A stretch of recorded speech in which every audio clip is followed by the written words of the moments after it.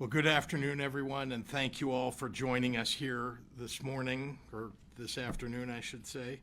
I'm honored to welcome Ukraine's Prime Minister, Denis Shmyhal, and the United States Special Representative for Ukraine's Economic Recovery, and my sister, Penny Pritzker. We're here today to celebrate the strong alliance between the United States and Ukraine and the special relationship the people of Illinois have with the people of Ukraine.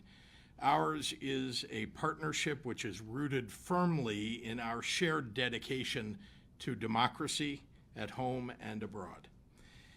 On February 22nd, 2022, the world watched in horror as Vladimir Putin launched a vicious attack on the people of Ukraine, and in doing so, an attack on democracy itself.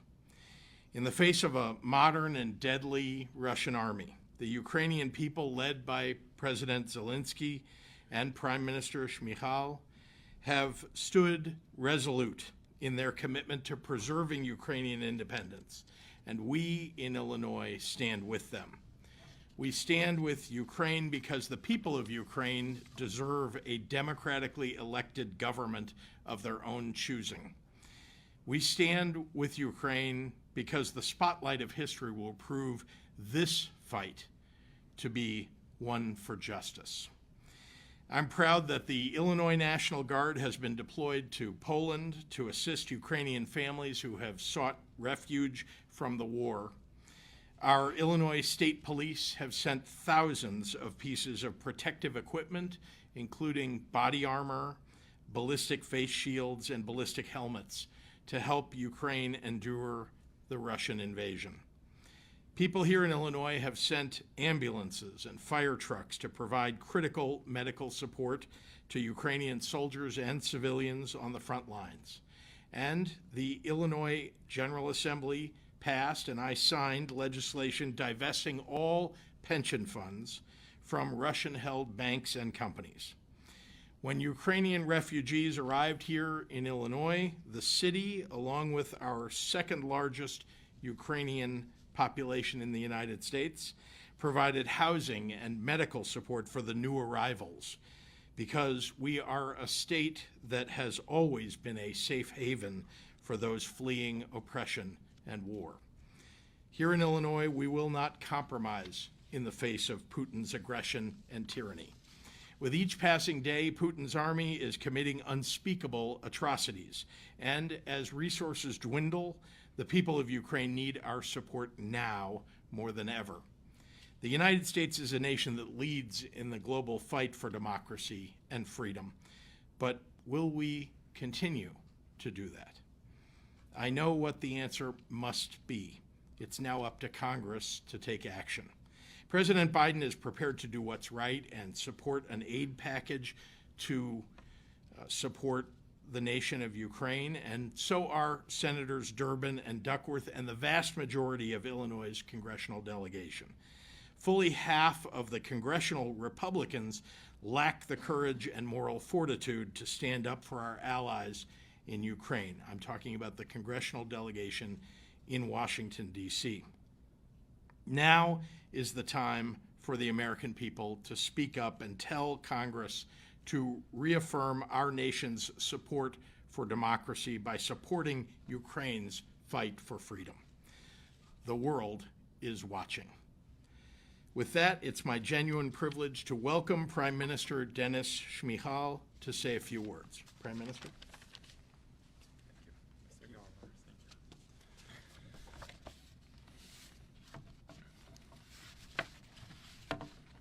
Mr. Governor, Madam Special Representative, dear Penny, it's both symbolic and important that my visit to the United States begins in Illinois, the state that has shown outstanding support for the people of Ukraine and our struggle for freedom since the beginning of the full-scale Russian invasion.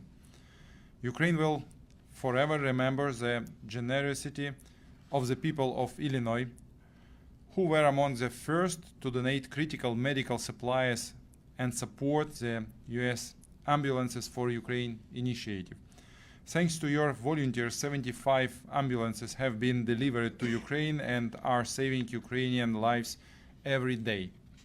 I would like to take this opportunity to thank Governor Pritzker for his support on this initiative and for his personal leadership. Thank you so much. It is impossible to overestimate the value of all the humanitarian assistance that Chicagoans and the people of Illinois, including the Ukrainian diaspora, have provided to Ukraine so far.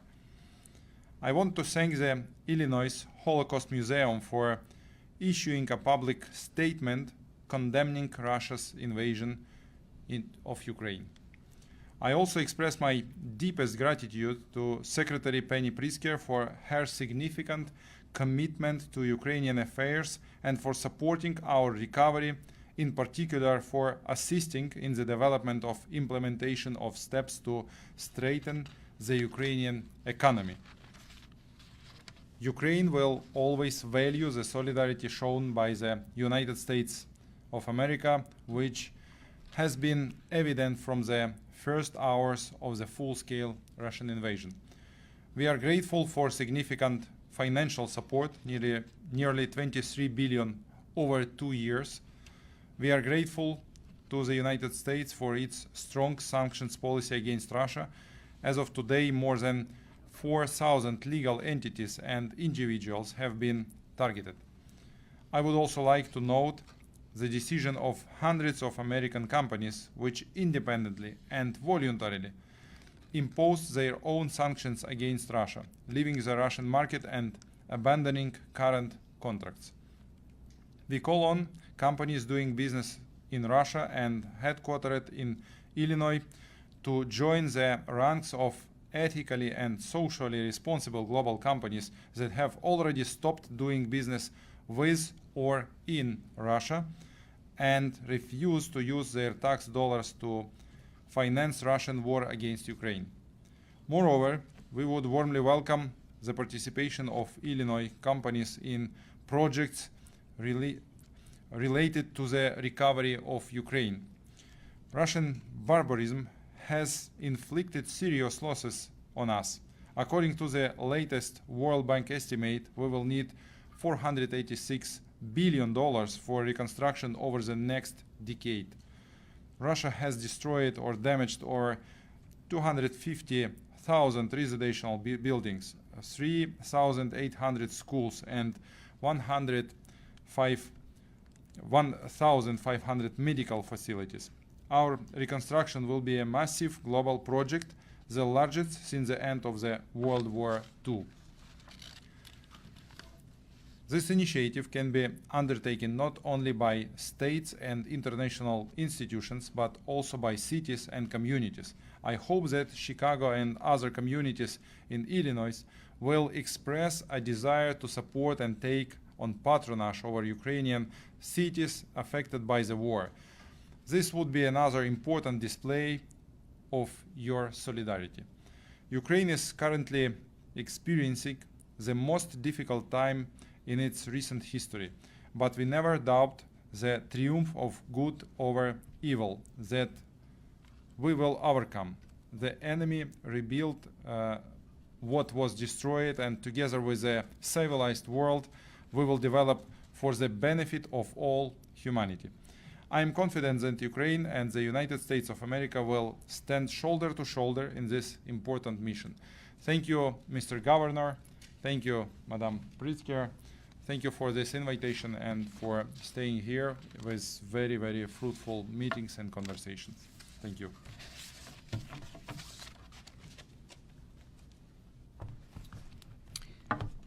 Thank you, Mr. Prime Minister, for taking the long journey to visit us here in Chicago, and thank you, Governor Pritzker, for taking the time to sit down with us.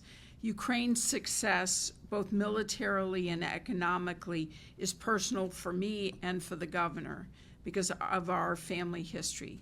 Our great-grandfather, Nicholas Pritzker, fled Kyiv 140 years ago to the United States to escape the Jewish persecution at the time and to eventually build a life here in Chicago. Every Ukrainian deserves the opportunity to make their own self-determination and live in peace and prosperity. Ukraine is at an inflection point in this conflict, fighting to protect the values of democracy and freedom that we hold so dearly here in the United States. Vladimir Putin is doing all that he can to break Ukraine's spirit. He is targeting energy infrastructure to knock out civilian power and sending daily missile attacks. His aggression will not stop at Ukraine's border, and we cannot let him succeed. We must first do whatever we can to get Congress to pass the supplemental, which is critical for Ukraine to win the war. It is now clear that part of Putin's war strategy is also to destroy Ukraine's economy, and we cannot let him succeed. Since my appointment as Special Representative for Ukraine's economic recovery by President Biden, I have been working in partnership with the Prime Minister and the government of Ukraine to strengthen the enabling environment for private sector investment and working across key sectors to boost Ukraine's economy now. We have already seen positive economic indicators across key sectors and growing private sector investment. Just last week on my trip to Kyiv, I participated in the announcement of a deal to supply 40 U.S. manufactured locomotives to Ukraine's railway system, with support from the U.S. Export-Import Bank and the government of Ukraine. Numerous Illinois-based businesses are already engaged in Ukraine, companies like ADM, Aon, and McDonald's, but I would love to see even deeper ties. Earlier today, we met with several Illinois-based CEOs and discussed their current and potential activities in Ukraine. It was a great conversation and gave a platform for businesses to share opportunities they see and barriers they face as they consider increased engagement in Ukraine. In order for Ukraine to win the war and win the future, it is essential it continues to transform into a Western-facing, export-oriented economy that is truly fully integrated into the European Union. And I'm excited that Illinois-based companies will be a part of that work. Thank you.